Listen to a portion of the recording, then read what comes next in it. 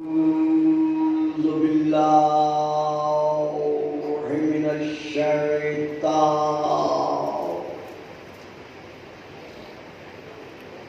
اللعين الرجيم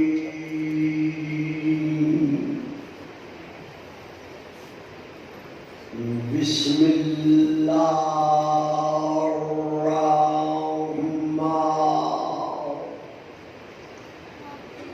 الرحيم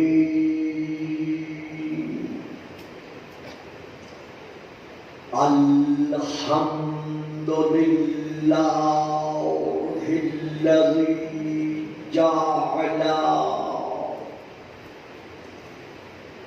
ليلة القدر خيرا من ألف شهر والشكر لله الذي جعلنا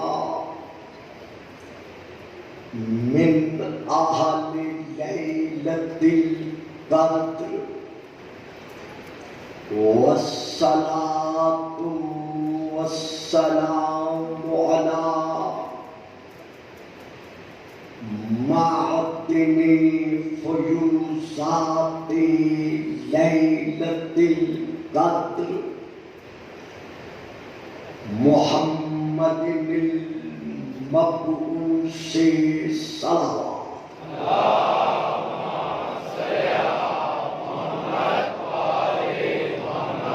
قبل ليلة القدر وعلى جواهر إلى ما ظهر في ليلة القدر ثم الصلاة على آله الذين هم محال كتاب الله المنزل في ليلة القدر ثم الصلاة على آله الذين هم محال كتاب الله المنزل في ليلة القدر بل هم كتاب الله الناطق المنزل في ليلة القدر وعلى شيعتهم الذين هم أوراق كتاب الله الذي نزل في ليلة القدر لاقتباسهم بالمعارف من مشكاة ليلة القدر أما بعد فقد قال الله تبارك وتعالى الذي خالق ليلة القدر في كتاب القدر وما آتاكم الرسول فخذوه وما نهاكم عنه فانتهوا واتقوا الله إن الله شديد العقاب صلوات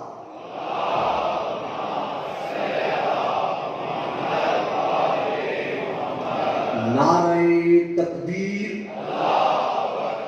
نعرہ تکبیر نعرہ رسالت نعرہ رسالت نعرہ حیدری نعرہ حیدری حسینیت حسینیت یزیدیت یزیدیت بابا دی بلند صلوات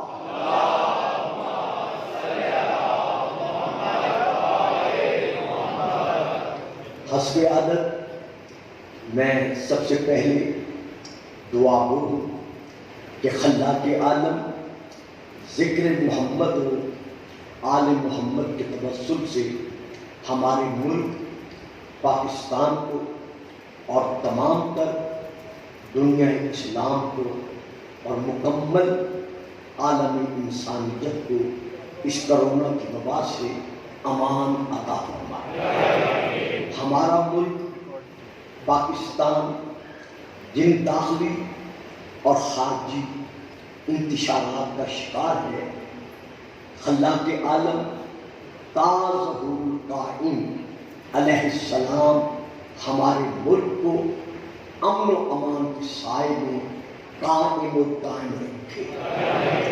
ہماری آرمی، ہماری مرکزی حکومت، ہمارے پنجاب کی صوبائی حکومت، ہر ضلع کی ضلعی افراد، ذمہ داران ضلع اور ہر صوبے کے تمام افراد جو سب امن عامہ کے قیام کے لیے روز و شب اپنا مکمل طور پر وقت اسی کی خاطر صرف کر رہے ہیں، ہم پوری حکومت پاکستان کو یقین دلاتے ہیں کہ ہم شیعان محمد و آل محمد جس طرح پہلے امن و امان کے قیام کی خاطر اپنی حکومت کا دست و بازو بن کر رہے ہیں، اب بھی اسی طرح انشاءاللہ معاون و مددگار بن کر رہیں گے۔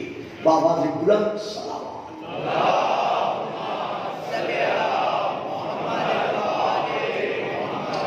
صاحبان علم و عرفان و اسلام و ایمان، کل تک جو گفتگو تقریر کی پہنچی تھی وہ یہ تھی کہ رسول پاک آیت تطہیر کے نزول کے بعد بمطابق تفسیر در منصور 40 دن برابر، اور کچھ تفسیروں میں ہے کہ 6 مہینے، کچھ تفاسیر میں ہے 9 مہینے، اور کچھ تفاسیر میں 8 ماہ کا ذکر بھی موجود ہے۔ یہ اختلافات تاریخ کے باوجود یہ تاریخ تسلیم کرتی چلی آ رہی ہے کہ کم از کم 40 دن برابر نماز صبح کے بعد اپنے پیارے پیارے اصحاب کرام رضوان اللہ علیہم اجمعین کے ساتھ علم کے در پر کھڑے ہوتے رہے، اور اس آیت کو ہمارا طٰہٰ رسول، طیب و اطیب رسول، طاہر و اطہر رسول، پاک و پاکیزہ رسول اپنی آب کوثر سے دھلی ہوئی زبان کے ساتھ تلاوت فرماتے رہے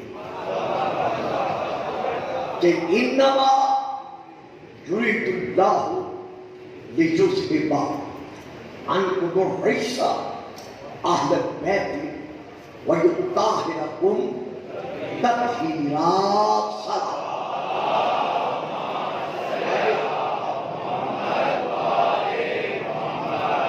اب آج کی گفتگو میں آغاز یہاں سے بھی رہا ہوں کہ اس گھر کا مقام عظمت کیا ہے، جس گھر کے دروازے پر رسول پاک میں اپنے اصحاب کرام کے کہہ کر اس آیت کی تلاوت فرماتے رہے، تو اللہ نے اس گھر کی عظمت کو اور اس کی فضل و فضیلت کو اپنی زبان بے زبانی کے ساتھ کس طرح بیان فرمایا ہے۔ تو میں آیت پڑھ رہا ہوں سورہ النور کی آیت نمبر 36 ہے، جس کی میں تلاوت کا شرف حاصل کر رہا ہوں۔ ارشاد خداوندی ہے فی بیوت اذن اللہ ان ترفع ویذکر فیہا اسمہ یسبح لہ فیہا بالغدو والآصال۔ فی بیوت، جن گھروں کا ذکر پچھلی آیات میں ہوتا چلا آ رہا ہے. یہ گھر فی بیوت، ان گھروں میں قندیل روشن ہے. اور ان کا مقام کیا ہے، ان کی عظمت کیا ہے؟ فی بیوت اذن اللہ ان ترفع ویذکر، کہ اللہ کی طرف سے یہ علم حاصل ہے کہ ان گھروں کو ہر حالت میں بلند رکھا جائے. یعنی یہ گھر وہ گھر ہے کہ ان گھروں کو ہر حالت میں بلند رکھا جائے.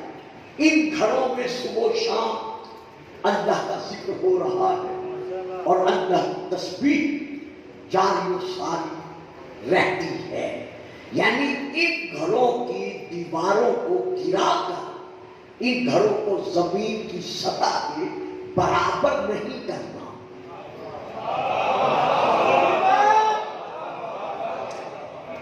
یعنی فی بیوت اذن اللہ ان ترفع، یعنی یہ وہ گھر ہے کہ جن گھروں کے متعلق وہ بے گھر یہ حکم دے رہا ہے کہ ان گھروں کو ہر حالت میں بلند رکھا جائے.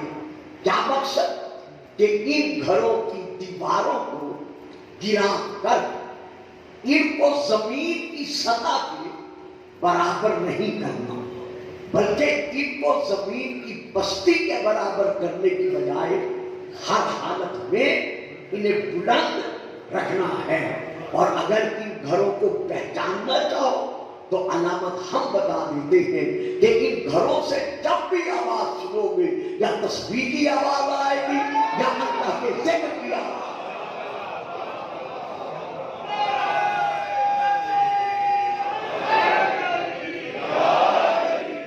اب حضور والا ہم نے دیکھنا یہ ہے کہ یہ گھر کون سے گھر ہیں جن کے متعلق اللہ یہ ارشاد فرما رہا ہے. تو اس کے لیے پھر میں حوالہ دے رہا ہوں تفسیر در منصور کا، جس میں اس میں یہ درج ہے. تفسیر در منصور میں جلد نمبر ہے اس کی 5. تفسیر در منصور جلد نمبر 5، صفحہ نمبر ہے 50. یہ ہے ایک تفسیر. دوسری تفسیر ہے تفسیر ثانوی جلد نمبر 7، صفحہ نمبر 107. تیسری کتاب ہے شواہد التنزیل جلد نمبر 1، صفحہ نمبر 533. چوتھی کتاب ہے تفسیر آلوسی جلد نمبر 18، صفحہ نمبر 174.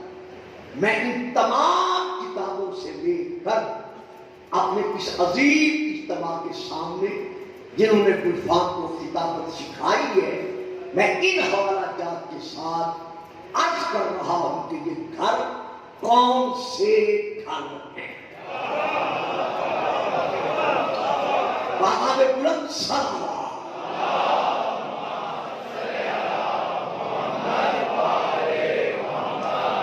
لیکن یہ بھی میں عرض کرتا چلوں کہ میں جس تفسیر کے حوالے سے پڑھ رہا ہوں وہ ہے تفسیر در منصور جلد نمبر 5.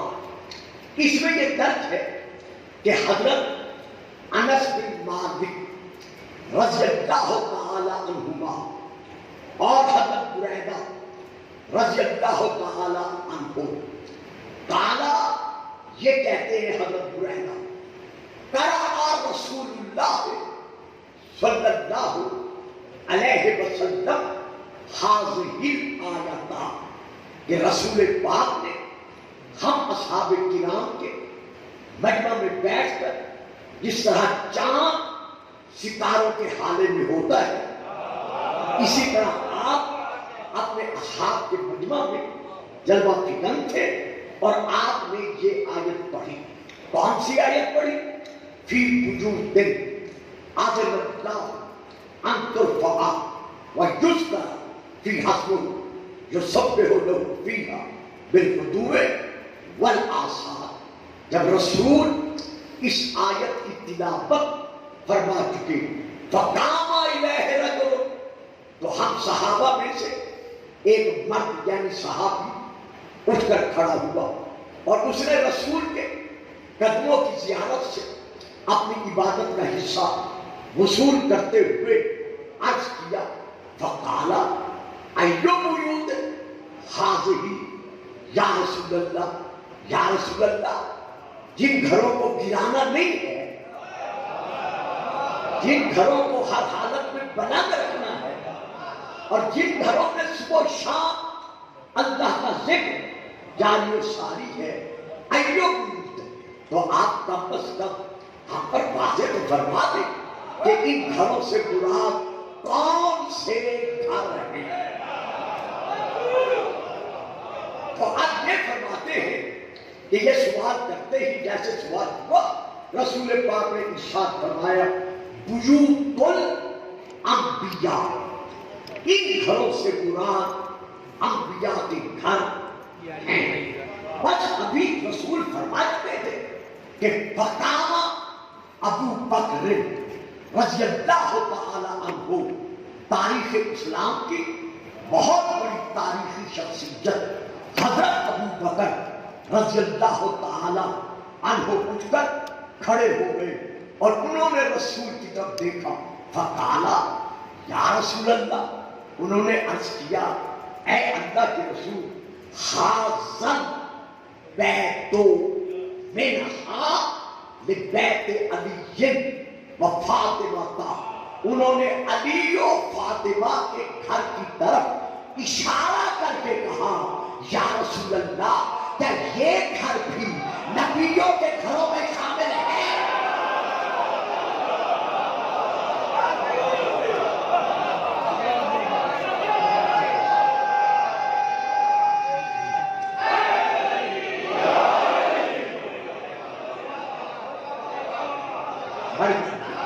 ضرور پڑھیے گا.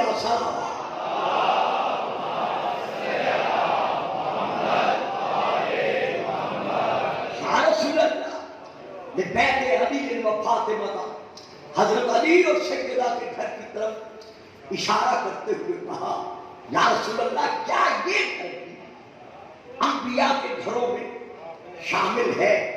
اللہ اللہ، کتنا بڑا احسان ہے حضرت ابو بکر رضی اللہ تعالی عنہ کا پورے مسلمانوں تک پر قیامت تک کے لیے کہ انہوں نے وضاحت طلب کر کے بتا دیا.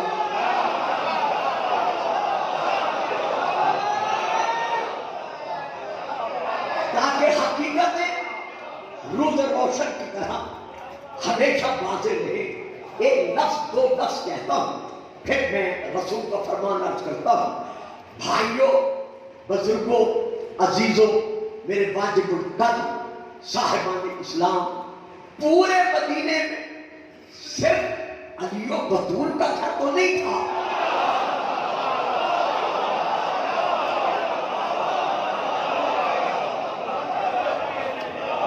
حضرت عقیل ہاشمیوں میں سے حضرت عقیل کا گھر بھی تھا، حضرت جعفر طیار کا گھر بھی تھا، حضرت عباس بن عبد المطلب کا گھر بھی تھا، ان کے بیٹوں کے گھر بھی تھے، عبداللہ بن جعفر طیار کا گھر بھی تھا اور ہاشمیوں کے گھر بھی تھے. لیکن سبحان اللہ، انہوں نے کس طرح ہمیں وضاحت دینے کے لیے رسول سے عرض کیا کہ یا رسول اللہ، کیا علی و بطول کا گھر بھی ان گھروں میں شامل ہے؟ نہیں، میں پھر رک گیا. رسول نے جواب کیا دیا تھا کہ ان گھروں سے مراد کون سے گھر ہیں؟ بیوت الانبیاء، انبیاء کے گھر ہیں. اللہ اللہ، یہ گھر اتنا عظیم تو تھا کہ آپ کو پوچھنا پڑا کہ یا رسول اللہ، کیا یہ گھر بھی ان گھروں میں شامل ہے؟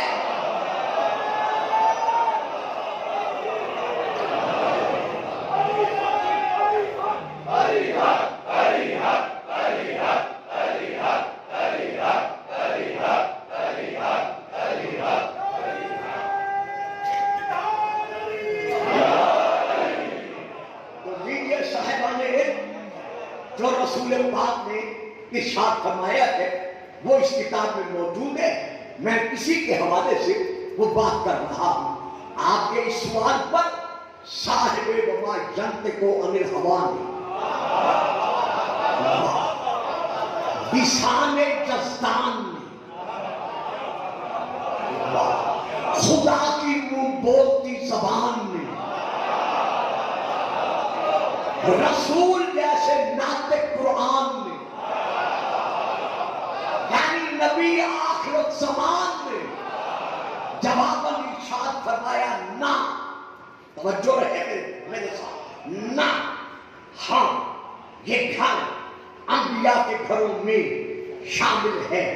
جواب مکمل تھا، اب آگے کچھ کہنے کی ضرورت نہیں تھی، لیکن نہیں، رسول جانتے تھے، علم نبوت سے علم تھا، لہذا اس جواب پر رکے نہیں، نہ، ہاں یہ گھر انبیاء کے گھروں میں شامل ہے، صرف شامل نہیں، من، یہاں من ایک مرتبہ ہے، میں 3 مرتبہ کہہ رہا ہوں، یہ گھر صرف انبیاء کے گھروں میں شامل نہیں، من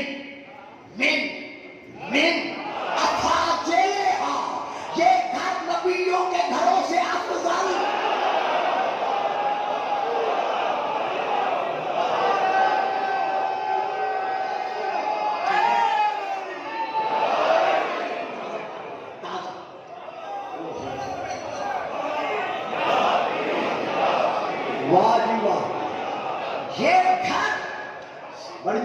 صرف انبیاء کے گھروں میں شامل نہیں ہے، بلکہ من افاضلہا، یہ گھر نبیوں کے گھروں سے افضل ہے۔ اب میں یہاں ایک فکرہ بھی کہنا گوارا نہیں کرتا، کیونکہ یہ اجتماع اور یہ تشریح اچھی نہیں ہے میری زبان سے، میں یہاں نہیں کہتا، صرف یہاں اتنا کہوں گا کہ یہ گھر انبیاء کے گھروں سے افضل ہے، مکان افضل نہیں ہوتا،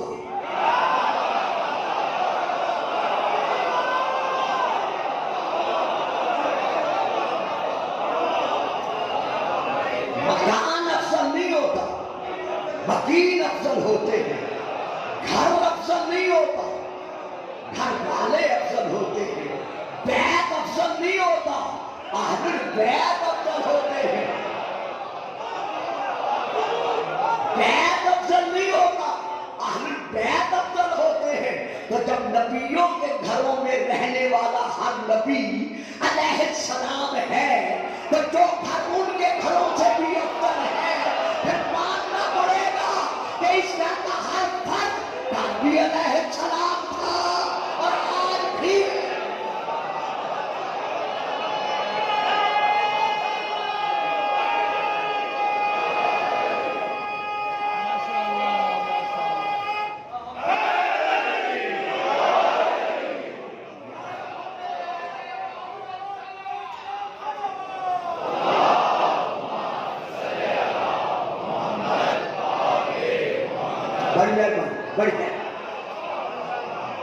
یہ آیت رسول پاک کی فضل و فضیلت کا منہ بولتا قصیدہ ہے، کیونکہ علی و فاطمہ حسین و حسن کی اصل رسول ہے۔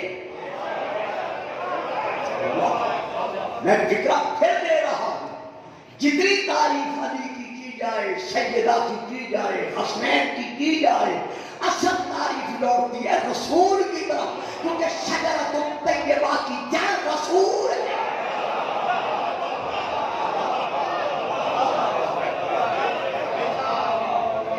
اسی لیے مجھے عرض کرنا پڑا ہے کہ یہ آیت اصل میں نعت ہے، قصیدہ ہے عظمت رسول کا، کہ جس کے علی کا یہ مقام ہے، جس کی فاطمہ کی یہ منزلت ہے، جس کے گود کے بالوں کی یہ عظمت ہے، تو اس نبی کا اپنا مقام کیا ہوگا؟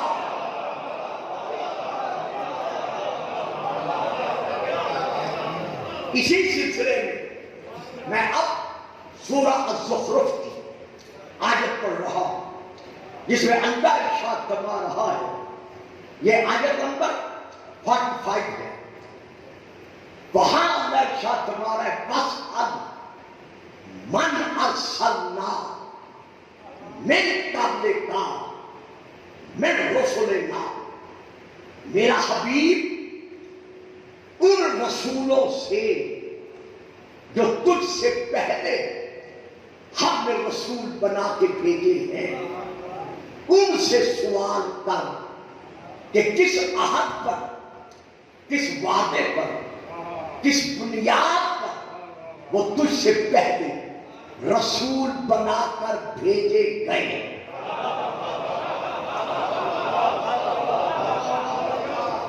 اب یہ تو آپ پر ظاہر ہے، آغوش بادر سے آپ جانتے ہیں کہ حضرت آدم علیہ السلام سے لے کر حضرت عیسیٰ علیہ السلام تک کوئی نبی نہ مکہ میں آیا ہے ہمارے رسول کے زمانے میں، بعد کی تاریخ کو میں ابھی نہیں لیتا، نہ مدینے میں پہنچا ہے، نہ کسی غزوہ میں آیا ہے، نہ کسی مقام پر رسول تک پہنچا ہے، نہ کوئی نبی رسول کے سامنے آیا ہی نہیں، تو پھر اللہ فرما کیا رہا ہے وَاسْأَلْ، ان سے سوال کر۔ سوال تو کیا جاتا ہے اس سے جو سامنے موجود ہو، جب کوئی نبی آیا ہی نہیں رسول کے سامنے تو پھر اللہ فرما رہا ہے کہ ان رسولوں سے سوال کر۔ تو رسول نے یہ سوال کہاں کیا؟ کیونکہ سیما امر ہے۔ میں پھر یہاں پر چند کتب کے نام لے کر آگے بڑھنا چاہتا ہوں کہ جب رسول سے کہا گیا کہ ان رسولوں سے سوال کر تو رسول پاک نے سوال کیا تو کہاں کیا؟ پہلے میں کتابوں کے نام لیتا ہوں، پھر میں اس طرف رخ کرتا ہوں کہ سوال کہاں کیا۔ ان کتابوں میں سے پہلی کتاب جو ہے جو مکمل طور پر اس کی تشریح اور تفسیر بیان کر رہی ہے، اس کتاب میں پہلی کتاب ہے شواہد التنزیل، جلد نمبر 2 صفحہ نمبر 156۔ دوسری کتاب ہے فرائض السلطین، جلد نمبر 1 صفحہ نمبر 81۔ تیسری کتاب ہے تاریخ دمشق، جلد نمبر 2 صفحہ نمبر 97۔ اور اس کے ساتھ ساتھ پھر چند ایک کتب ہیں جن کے میں پھر نام لے رہا ہوں۔ حضرت علامہ حاکم نیشاپوری نے اپنی کتاب معرفت علوم الحدیث، ایک علامہ سالبی نے اپنی تفسیر جلد نمبر 8، علامہ ابن عساکر نے تاریخ مدینہ و دمشق، اس میں جلد نمبر 42، اسی طرح کفایت الطالب صفحہ نمبر 75، ارباب الخامس کتاب جناب المودت جلد نمبر 1، اور باقی کتب میں درج ہے کہ رسول پاک فرماتے ہیں جب شب معراج، جب شب معراج میں چوتھے آسمان پر پہنچا اور اللہ نے تمام انبیاء کو میرے گرد گرد جمع کیا، جب میں انہیں اور ملائکہ کو نماز پڑھا چکا، جب سلام ادا کر چکا، تو میرے رب کی طرف سے آنے والا فرشتہ میرے پاس آیا اور اس نے آ کر مجھے کہا کہ تیرا رب فرما رہا ہے وَاسْأَلْ، ان سے سوال کر۔ واجبہ کی خاموشی، وَاسْأَلْ، ان رسولوں سے سوال کر کہ یہ تجھ سے پہلے کس عہد پر، کس وعدے پر یہ رسول نبی بنا کر بھیجے گئے ہیں۔ رسول پاک فرماتے ہیں جب میں نے ان سے یہ سوال کیا کہ اے یا معاشر الرسل، اے گروہ انبیاء اور رسل، تم مجھ سے پہلے کس وعدے پر، کس عہد پر، کس بنیاد پر نبی اور رسول بنا کر بھیجے گئے ہو؟ قالو، تو تمام نبیوں نے مل کر جو مجھے جواب دیا وہ یہی جواب دیا الا ولایت کا یا محمد و ولایت علی ابن ابی۔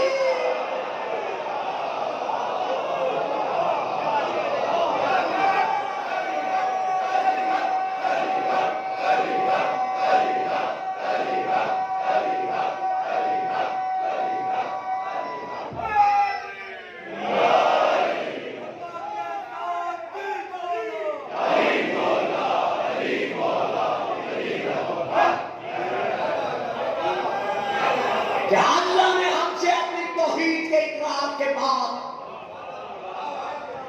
تیری نبوت کا اقرار لیا، اور تیری نبوت کے اقرار کے بعد تیرے بھائی علی ابن ابی طالب کی ولایت کا اقرار لیا۔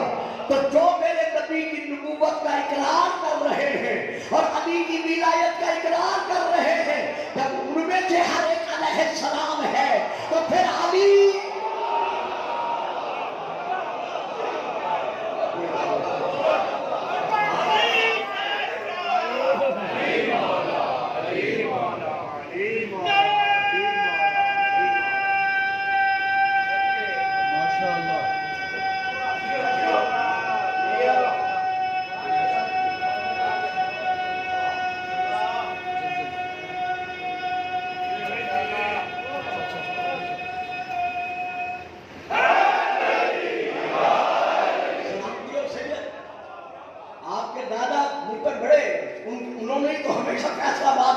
مجھے وہ لے کے چلتے رہے۔ تو یہاں پر میں آگے بڑھنے سے پہلے ایک لمحہ رک رہا ہوں، ایک کتاب کا پھر حوالہ دے رہا ہوں۔ کتاب کا نام ہے الصواعق المحرقہ، صفحہ نمبر 179۔ میں وہاں سے لے کے پڑھ رہا ہوں۔ ایک سوال یہ ہے جو رسول نے انبیاء سے کیا ہے اللہ کے حکم کا، ایک سوال وہ ہے جو قیامت کے دن خود اللہ کرے گا۔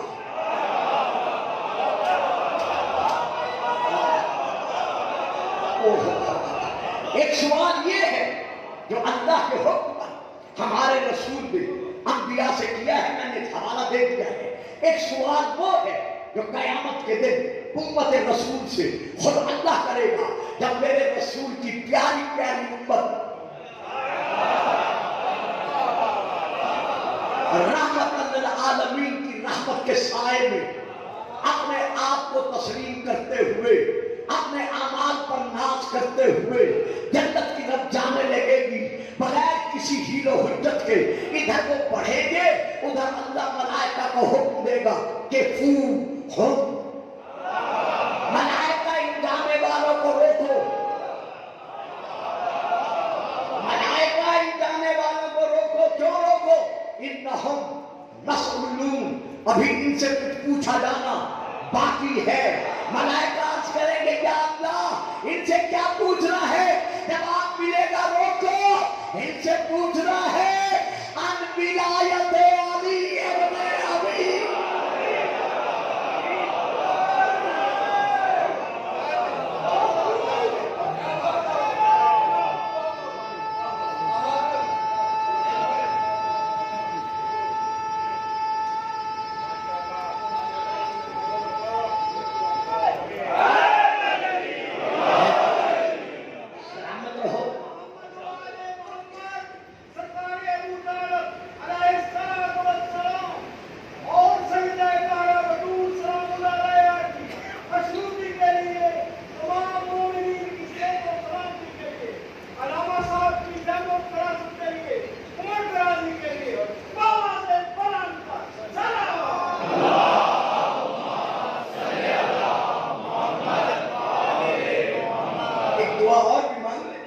خدا آپ کو، تمام مومنین و مومنات کو، تمام مسلمین و مسلمات کو صحت و سلامتی کے ساتھ رہنے کی توفیق بخشے، اور بالخصوص ہمارے الحاج علامہ جناب ڈاکٹر محمد حسین اکبر صاحب کو، جنہوں نے اتنا بڑا قلعہ تعمیر کر کے قوم کو دیا ہوا ہے، اور اس کے ساتھ ساتھ میرے محترم مکرم فخر السادات جناب نقوی صاحب کو، جنہوں نے یہ سارا عشرے کا انتظام کیا ہوا ہے، جن کے اعزاء قارب لندن میں رہتے ہیں، وہ ٹیلی فون پر انہیں آگاہ فرما دیں کہ لندن میں بھی یہ پروگرام مجالس کا لائیو ان کی طرف سے پیش کیا جا رہا ہے۔ اسی طرح جھنگ میں بھی اور باقی مقامات پر بھی یہ سلسلہ محترم مکرم جناب نقوی صاحب کی طرف سے جاری و ساری ہے، اور ان کا ارادہ یہ ہے کہ ایک آئندہ زمانے میں آنے سالوں میں تو ایک وہ ایسا پروگرام بھی کرنا چاہتے ہیں کہ مکمل 10 دن عشرہ کی تقاریر انگریزی زبان میں ہو، انگلش میں ہو، تاکہ جو اردو نہیں سمجھ سکتے وہ انگلش سے سن کر وہ فائدہ حاصل کرے جو قرآن اور حدیث سے ہمیں مل رہا ہے۔ تو ان کے لیے بھی دعا کریں کہ خدا انہیں دراز یہ زندگی دے اور ان کی توفیقات میں اور اضافہ فرمائے. سارا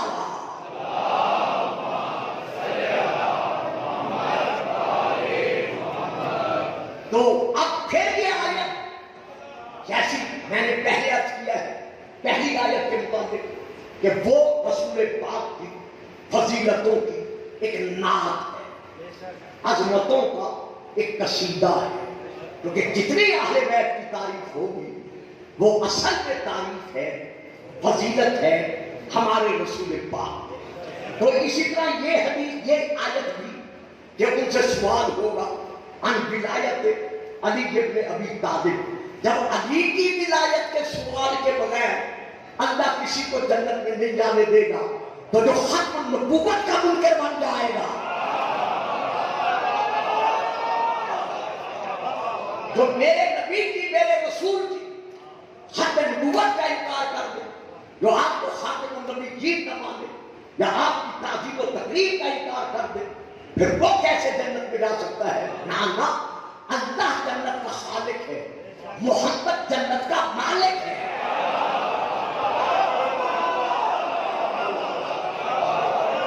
نہیں صاحبان آپ خاموش رہ گئے.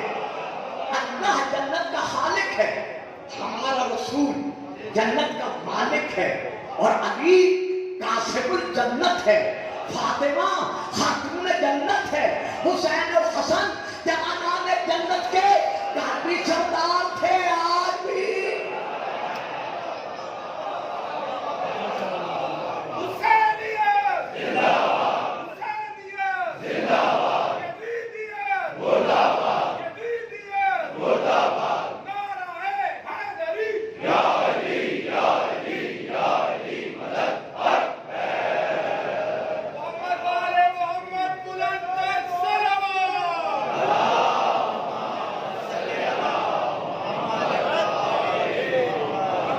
دیجئے میرے معظم مکرم سامعین, پہلی آیت میں نے عرض کی ہے بس جس سے ثابت ہو رہا ہے ہمارا نبی تمام انبیاء سے افضل ہے. یہ ہے نمبر ایک دلیل کہ ہمارے رسول پاک سب سے افضل ہے.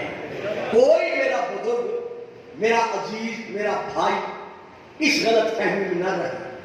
رب اکبر کی لا الہ الا اللہ محمد رسول اللہ علی ولی اللہ, ہم علی کو جو کچھ مانتے ہیں نبی کے بعد.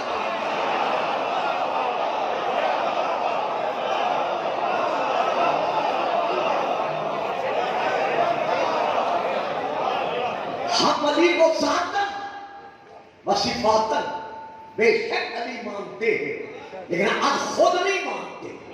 ما آتاکم الرسول فخذوہ, جو رسول دے وہ لو, جو رسول نے بنوایا ہے ہم وہی مانتے چلے آ رہے ہیں. تو اسی طرح دوسری آیت جو میں نے ابھی آپ کے سامنے پہلی بیان کیا, دوسری, یہ دونوں آیات ثابت کر رہی ہیں کہ ہمارا نبی افضل الانبیاء ہے. اب میں تیسری آیت پڑھ رہا ہوں, آیت نساء سورہ نمبر 3 آیت نمبر 81 and 82, وہاں سے میں پڑھ رہا ہوں. وَإِذْ أَخَذَ اللَّهُ مِيثَاقَ النَّبِيِّينَ لَمَا آتَيْتُكُم مِّن كِتَابٍ وَحِكْمَةٍ ثُمَّ جَاءَكُمْ رَسُولٌ مُّصَدِّقٌ لِّمَا مَعَكُمْ لَتُؤْمِنُنَّ بِهِ وَلَتَنصُرُنَّهُ قَالَ أَقْرَرْتُمْ وَأَخَذْتُمْ عَلَىٰ ذَٰلِكُمْ إِصْرِي قَالُوا أَقْرَرْنَا قَالَ فَاشْهَدُوا وَأَنَا مَعَكُم مِّنَ الشَّاهِدِينَ فَمَن تَوَلَّىٰ بَعْدَ ذَٰلِكَ فَأُولَٰئِكَ هُمُ الْفَاسِقُونَ.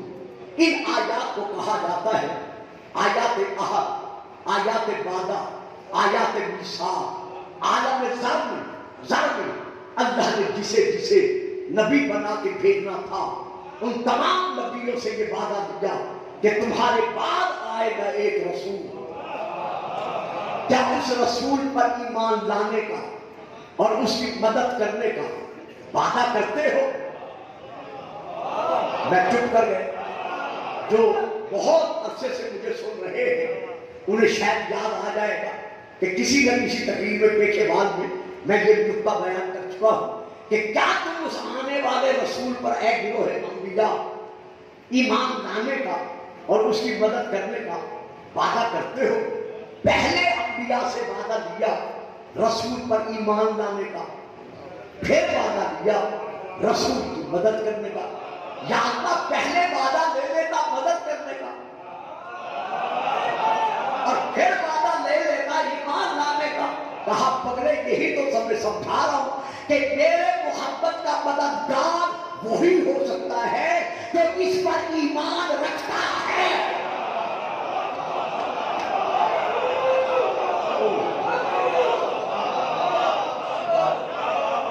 جب تم اس آنے والے رسول پر ایمان لانے کا اور اس کی مدد کرنے کا وعدہ کرتے ہو، قالوا اقررنا، تمام انبیاء نے مل کر اقرار کیا کہ ہم اس آنے والے رسول پر ایمان لانے کا اور مدد کرنے کا وعدہ کرتے ہیں۔ جواب ملا آپس میں اس وعدے کے گواہ بنو۔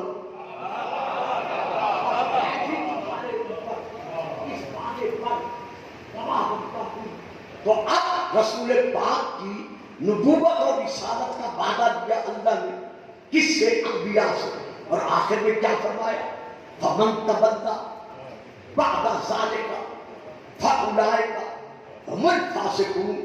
اے گروہ انبیاء، اے آدم یہ تصور نہ کرنا کہ میں صفی اللہ ہوں، اے آدم نوح یہ نہ سوچنا کہ میں نجی اللہ ہوں، اے ابراہیم اس خیال میں نہ رہ جانا کہ میں خلیل اللہ ہوں، اے موسیٰ کبھی بھی اس سوچ میں گم نہ رہنا کہ میں خلیل اللہ ہوں، اے عیسیٰ اس گھمنڈ میں نہ رہ جانا کہ میں روح اللہ ہوں۔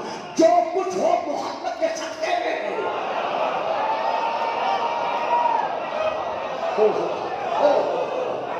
نہیں صاحب نے عاشقان نبوت اور رسالت مل کے نعرہ رسالت، نعرہ رسالت، نعرہ حیدری، ضرور پڑھیے گا صلوات۔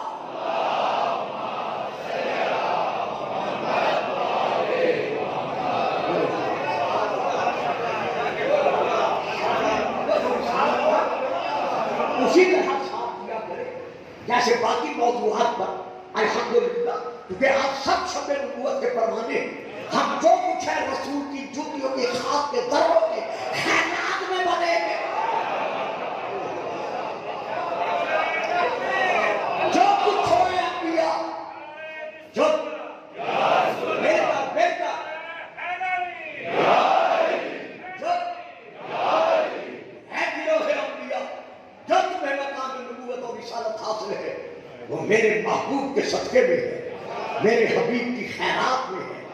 تو دیکھو اگر تم میں سے کوئی اس کی نبوت پر ایمان لانے کے بعد، اس کی مدد کا عہد کرنے کے بعد اپنے عہد سے پھر گیا تو پھر نتیجہ کیا نکلے گا؟ وہ نبی نہیں رہے گا۔ کیا مقام میں عظمت مصطفیٰ ہے؟ وہ نبی نہیں رہے گا، بلکہ کیا بن جائے گا؟ فَأُولَٰئِكَ هُمُ الْفَاسِقُونَ۔ اس کا شمار پھر نبیوں میں نہیں ہوگا، اس کا شمار فاسقین میں ہوگا۔ اب فاسق کسے کہتے ہیں آپ سب جانتے ہیں، دو لفظ میں بھی ادا کروں، یہ ہے اعتبار لغت، یہ ہے کمان۔ کمان میں ہے تیر، جب تیر انداز اپنی کمان سے تیر کو رہا کرتا ہے یعنی چھوڑتا ہے، اس چھوڑے ہوئے تیر کو کہتے ہیں فاسق، یعنی ایسا کمان سے نکلا ہوا جو نکلنے کے بعد پھر واپس نہیں آ سکتا۔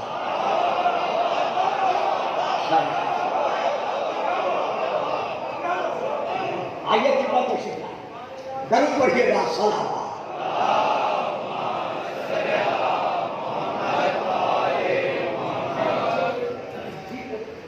میرا عظیم بڑی دور سے تشریف لایا ہے، درود پڑھیے گا صلوات۔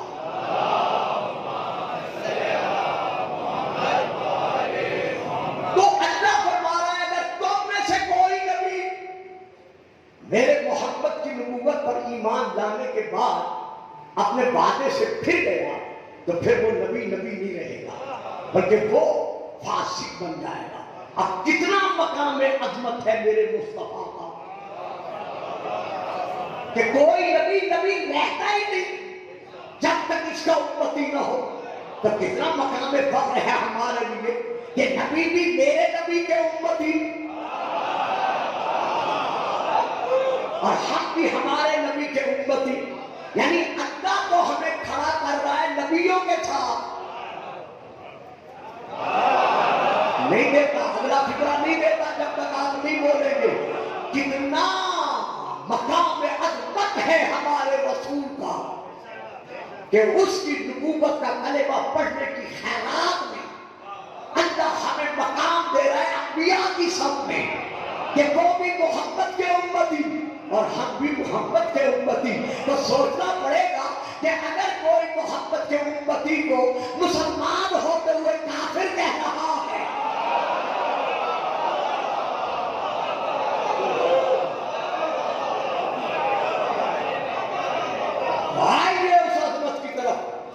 جو رسول کی خیرات میں محمد و آل محمد کے صدقے میں اللہ ہمیں عطا کر رہا ہے. تو اللہ ہمارا نبی ہر نبی سے اس آیت میثاق کے تحت افضل. یہ ہے تیسری دلیل. اب میں دے رہا ہوں چوتھی دلیل. اب یہ آیت ہے سورہ نمبر 4 آیت نمبر 31.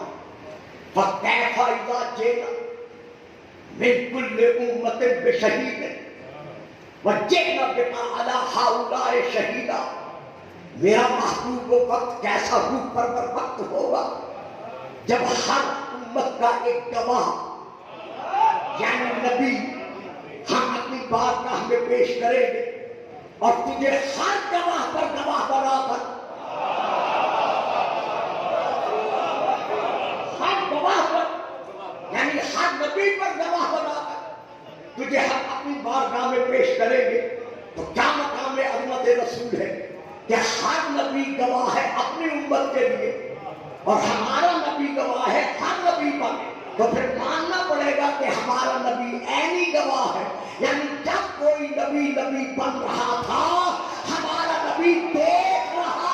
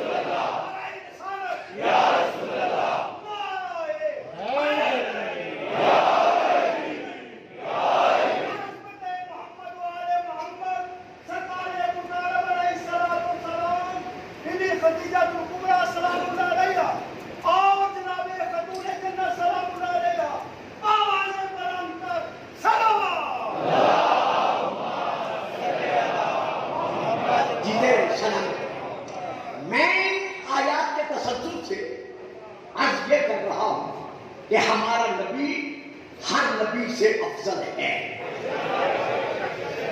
تشریح میں نہیں کر رہا چونکہ وقت نہیں ہے. دیکھیے میں ایک اور آیت پڑھ رہا ہوں. سورہ نمبر 7 الاعراف آیت نمبر 158. اللہ ارشاد فرما رہا ہے قل میرا حبیب ان سے کہہ دے یا ایھا الناس انی رسول اللہ الیکم جمیعا. اے لوگوں میں خاص ٹولے کے لیے یا گروہ کے لیے یا خاص لوگوں کے لیے نبی بن کر نہیں آیا. الیکم جمیعا میں تم سب کے لیے نبوت کا تاج سر پر سجا کے آیا. تو اس جمیعہ میں کل انبیاء شامل. تو جس سے یہ واضح ہو گیا کہ ہمارا نبی افضل الانبیاء ہے. اب میں اور آیت پڑھ رہا ہوں، سورہ نمبر 21 کی یہ آیت نمبر 107 ہے، انبیاء آیت کا سورت کا نام ہے، وَمَا أَرْسَلْنَاكَ إِلَّا رَحْمَةً لِلْعَالَمِينَ، میرے حبیب ہم نے آپ کو نہیں بھیجا مگر عالمین کے لیے رحمت بنا کر۔ میں ترجمہ پھر کروں گا، وَمَا أَرْسَلْنَاكَ، ہم نے تجھ کو نہیں بھیجا الا مگر رحمتاً للعالمین، عالمین کے لیے رحمت بنا کر، جس کا بھیجا جانا رحمت ہے، اس کا اپنا وجود جی چیز کیا ہوگا؟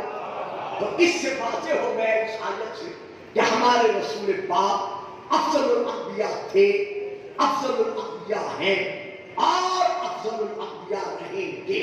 اب میں پھر آیت پڑھ رہا ہوں، جلدی گزرنا چاہتا ہوں۔ یہ آیت ہے سورہ نمبر 33 کی، آیت نمبر 6 سورہ الاحزاب کی، النبی اولیٰ بالمؤمنین من انفسہم، نبی تمام مومنین پر حق مرجعیت رکھتا ہے، یعنی ہمارا رسول جس قدر مومنین ہیں ان سب پر حق مرجعیت رکھتا ہے۔ کوئی مومن اس حکم سے خارج نہیں ہے، تو جب ہر مومن پر ہمارا رسول حق مرجعیت رکھتا ہے تو آج سورہ الصافات کی طرف آیت نمبر 81 حضرت نوح کے لیے اللہ ارشاد فرما رہا ہے، اِنَّهُ مِنْ عِبَادِنَا الْمُؤْمِنِينَ، نوح ہمارے مومن بندوں میں سے ایک مومن بندہ ہے۔ ذہنوں میں ہے کہ ہمارا نبی ہر مومن پر حق مرجعیت رکھتا ہے، یعنی افضل ہے۔ یہ ہے ایک آیت سورہ ابراہیم کی، جناب دوسری آیت یہی سورہ الصافات کی، حضرت ابراہیم کے لیے اللہ ارشاد فرما رہا ہے، اِنَّهُ مِنْ عِبَادِنَا الْمُؤْمِنِينَ، ابراہیم ہمارے مومن بندوں میں سے ایک مومن بندہ ہے۔ ہمارا رسول حق کی مرجعیت رکھتا ہے، لہذا افضل ہوا۔ اب میں پھر آیت پڑھ رہا ہوں، اللہ ارشاد فرما رہا ہے جناب موسیٰ اور ہارون کے متعلق، اِنَّهُمَا مِنْ عِبَادِنَا الْمُؤْمِنِينَ، کہ موسیٰ اور ہارون یہ دونوں کو دونوں ہمارے مومن بندوں میں سے دو مومن بندے ہیں۔ تو کل انبیاء کون ہے؟ حضرت آدم علیہ السلام سے لے کر حضرت عیسیٰ علیہ السلام تک مومن، اور ہمارا نبی کون ہے؟ النبی اولیٰ بالمؤمنین، تمام مومنین پر ہمارا نبی حق مرجعیت رکھتا ہے، یعنی ہر نبی سے ہمارا نبی افضل ہے۔ یہ ہے ہمارا عقیدہ بالنبوہ، اور یہ ہے ہمارا ایمان کہ ہمارا نبی ہر نبی سے افضل ہے۔ لیکن ہمارے نبی کے بعد کائنات کے ہر فرد سے افضل کون ہے؟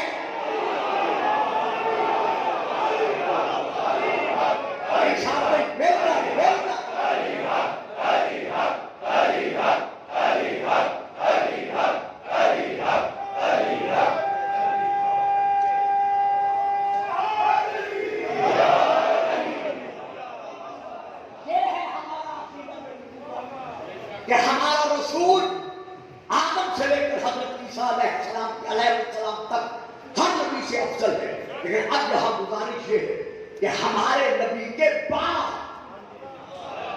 پوری کائنات میں سے افضل ترین کون ہے؟ تو اب فیصلہ نہ آپ نے دینا ہے نہ میں نے دینا ہے۔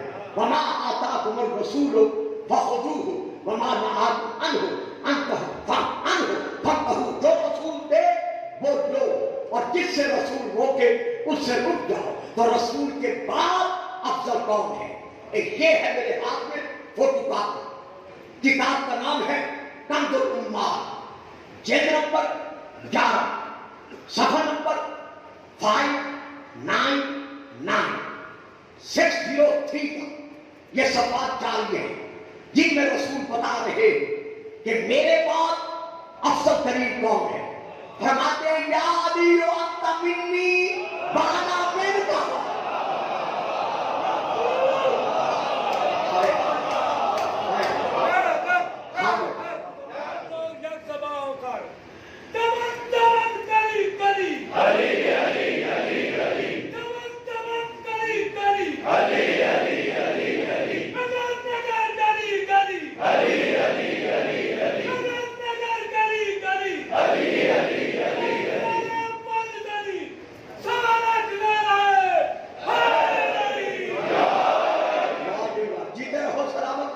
یہ ہے پہلی حدیث کہ علی تم مجھ سے اور میں تجھ سے ہوں. پھر ماننا پڑے گا جس سے نبی افضل.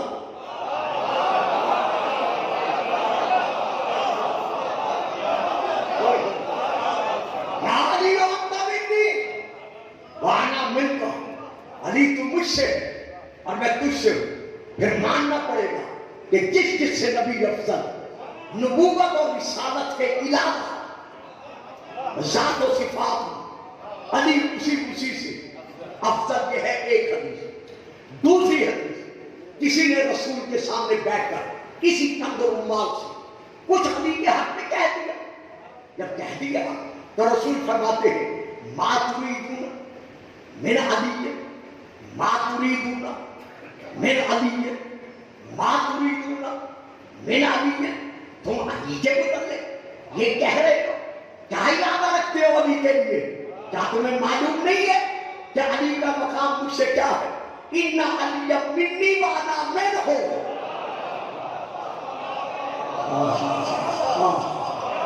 علی مجھ سے ہے اور میں علی سے ہوں. بہت ولی کل مومن بعدی. ہر مومن کا میرے بعد علی کا بھی ولی تھا اور علی آج بھی ولی ہے. صاحبان علمت میں یہاں روک رہا ہوں. حضرت عمار یاسر رسول پاک سے عرض کرتے ہیں یا رسول اللہ اپنے وصال سے پہلے مجھے کوئی وصیت فرما دیجیے. یہی کنز الایمان, یہی جلد نمبر 11 میں یہیں سے پڑھ رہا ہوں. صفحہ نمبر اور ہے کہ یا رسول اللہ اپنے وصیت فرمائیے کہ آپ کے بعد میں آپ کی وصیت پر عمل کروں. فرماتے سن عمار یا عمار ان رأیت علیلا قد سرق باطلا وسرق الناس باطلا غیرا فاسلک مع علی ودع الناس فإنه لن يضلك ولا غديا ولن يفرقك من الهدى.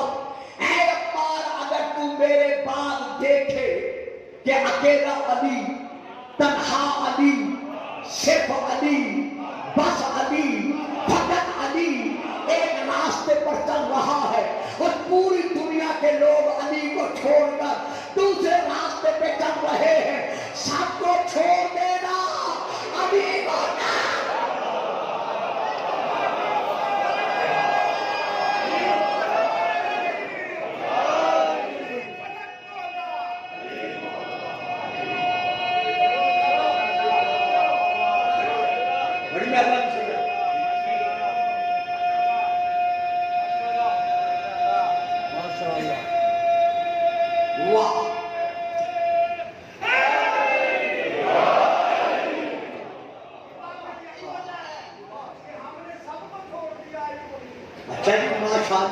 صرف ہم شیعوں نے نہیں سب کو چھوڑا, جتنے بھی میرے اہل سنت عاشقان رسول ہیں اور جتنے بھی حبداران محمد و آل محمد ہیں وہ عبد الرحمن ابن ملجم ملعون کی اولاد سے کہتے چلے آ رہے ہیں کہ ہم نے سب کو چھوڑ دیا, ہمارا علی.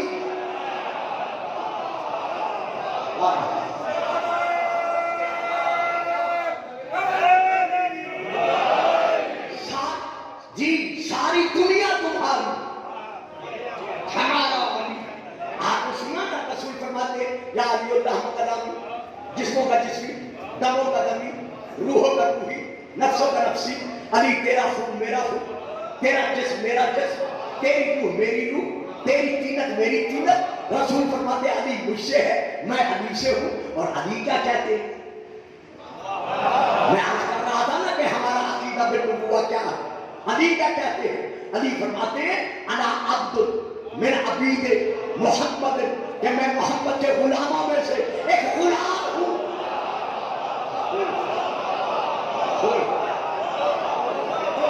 میرے بچوں، یہ علی فرما رہے ہیں کیا مقام عظمت مصطفیٰ ہے، کیا مقام فضیلت رسول خدا ہے کہ رسول فرماتے ہیں علی میری روح ہے، علی میری خوشبو ہے، علی میرا نور ہے، علی میری جان ہے، علی میرا خون ہے۔ اور علی کیا کہتے ہیں انا عبد من عبید محمد، کہ میں محمد کے غلاموں میں سے ایک غلام ہوں۔ یا علی، چھوٹا منہ اور بڑی بات، گستاخی معاف۔ رسول فرماتے ہیں تو میرا خون ہے، میرا گوشت ہے، میری روح ہے، میری جان ہے، میری نور ہے، اور آپ فرماتے ہیں میں غلام ہوں رسول کا۔ کہا پگلے یہی تو تمہیں میں سبق دے رہا ہوں، مقام مصطفیٰ سمجھا رہا ہوں کہ میں علی محمد کا نور ہو کر، خون ہو کر، گوشت ہو کر، دوست ہو کر، روح ہو کر، کہ میں نہیں کہتا کہ محمد مجھ جیسا۔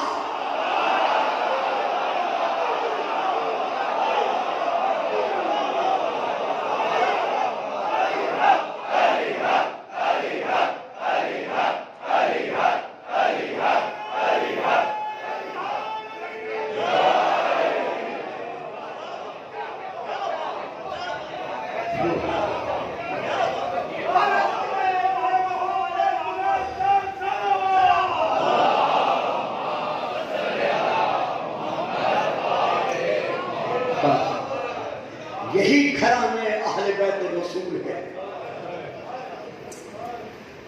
کہ جو اسلام کی عظمت کو بتا دینے کے لیے مدینہ چھوڑ کر جا رہا۔ جس طرح حسین عالم زر میں وعدہ کر چکے تھے، اسی طرح شریکت الحسین عالم زر میں اسلام کو بچانے کا وعدہ کر چکی تھی۔ سن 6 ہجری ماہ شعبان پہلا ہفتہ بطور کی آغوش میں چھوٹی بطور جلوہ فکر ہوئی۔ قبلہ حضرت علامہ صاحب علامہ عباس عزیزی اپنی کتاب میں یہ واقعہ لکھا ہے، اور میں چونکہ اب ٹائم نہیں ہے میں مختصر لکھوں گے یہ بیان کر رہا۔ آیا اللہ علامہ عباس عزیزی یہ واقعہ لکھ رہے ہیں کہ جیسے سیدہ آغوش مادر کی زینت بنی، بی بی کا رونا رک نہ سکا۔ مرحبا مرحبا مرحبا، جیتے رہو سلامت رہو۔ آغوش مادر میں آتے ہی سیدہ نے رونا شروع کیا۔ جب بی بی زار قطار رو رہی تھی، سیدہ بار بار بیٹی کا سر چوم کر فرما رہی تھی اسقطی یا بنتی، میری بیٹی اب تو تم ماں کی گود میں ہے، اب تو رونا بند کر دے۔ سیدہ کا رونا بند نہیں ہوا۔ کہا فضا ابو الحسن کو بلا کے لے آئے۔ میرے مولا علی آئے، سیدہ بچی کو آگے بڑھاتے ہوئے کہتی ہیں مولا جب سے آئی ہے برابر رو رہی ہے، اس کا رونا بند نہیں ہو رہا۔ علی نے ہاتھوں پہ لیا، سر چوما، ہاتھ چومے، کلائیاں چومی، نہ رونے والا علی رو پڑا۔ اللہ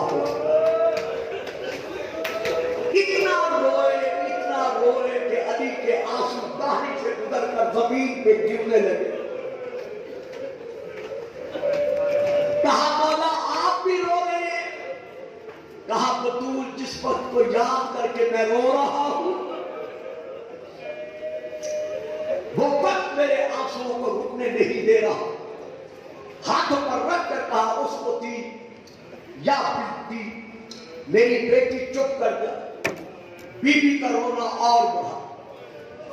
علی فرماتے ہیں بہن فضا جا رسول پاک کو بلا کے لے۔ رسول پاک تشریف لائے، علی و فاطمہ نے بچی کو آگے بڑھایا۔ حضور یہ بچی جب سے آئی ہے اس کا گریہ بند نہیں ہو رہا، رونا بند نہیں ہو رہا۔ کائنات کا رسول چھپتے چھپتے زینب پر چھپ گئے، بیٹی کا بوسہ دیا، روتے روتے رسول کی ہچکی بن گئی۔ علی و بطول عرض کرتے ہیں مولا آپ بھی رو رہے ہیں، فرمایا آنے والا وقت مجھے بلا رہا ہے۔ بیٹی چپ کر گیا، بیوی کا رونا اور بڑھا۔ حسن آگے بڑھے، چھوٹے سے ہاتھ بہن پر رکھ کر کہا اسکتی یا اختی، میری بہن رونا بند کر۔ بیوی کا پھر بھی رونا بند نہیں ہوا۔ اب رسول فرماتے ہیں بطول میرے حسین کو بلا۔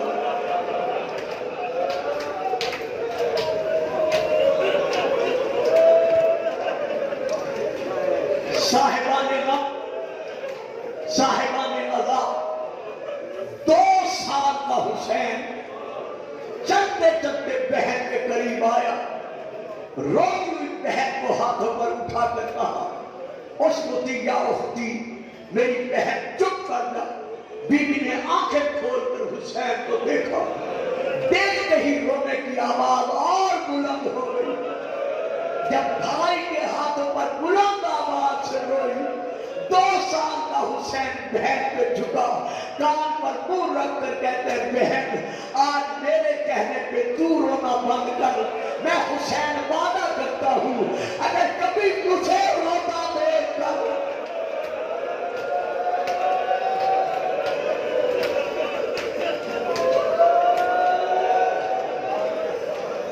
تو کہے کہ حسین رونا بند کر تو میں تیرے کہنے پر رونا بند کر دوں گا۔ بہن بھائی کے درمیان وعدہ ہو گیا۔ علی عرض کرتے ہیں یا رسول اللہ حسن کا نام بھی آپ نے رکھا، حسین کا نام بھی آپ نے رکھا، اس شہزادی کا نام رو کر کہتے ہیں اس کا نام ہے زینب۔ زینب کے معنی کیا ہے؟ کہا یہی جاتا ہے زینب اب باپ کی زینت۔ قبلہ کتاب کا نام سیدتنا زینب، میں وہاں سے لے کے یہ معنی پڑھ رہا ہوں کہ یہ زینب اصل میں عربی کا لفظ نہیں، مضاف الیہ نہیں، یہ ہے عبرانی زبان کا لفظ، اس کے معنی ہے ہمیشہ رونے والی۔ کیا اب بھی میں پڑھوں اور آپ سن کر روئیں گے؟ جب سے دنیا میں آئی رونے لگی، اور آج بھی پردے داروں میں بیٹھ کر رو رہی ہے۔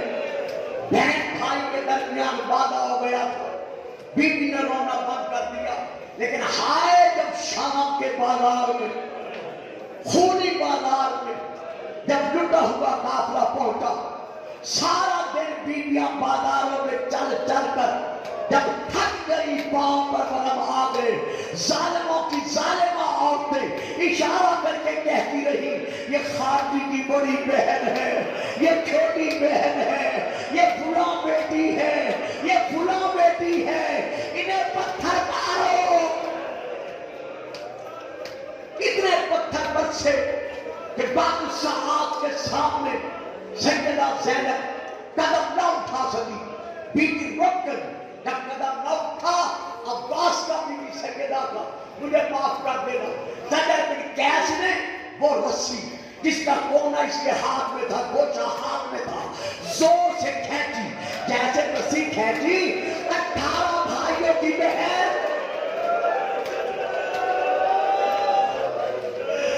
عباس کی آزادی، ثانیہ زہرا منہ کے بند زمین پر گری، جیسے زمین پر بیوی گری اس نے پھر رسی کھینچی، جب سیدہ نہ اٹھ سکی تو اس نے دادیانہ سنبھالا۔ اب جو بیوی نے حسین کی طرف دیکھا، زہرا کا لال رو رہا تھا، فرمایا غریب الزہرا مظلوم الزہرا، اپنا رونا بند کر، اپنا وعدہ پورا کر۔ حسین میں نے تجھے ذبح ہوتے دیکھا، آنکھیں کھول، مجھے دربار میں جاتا دے۔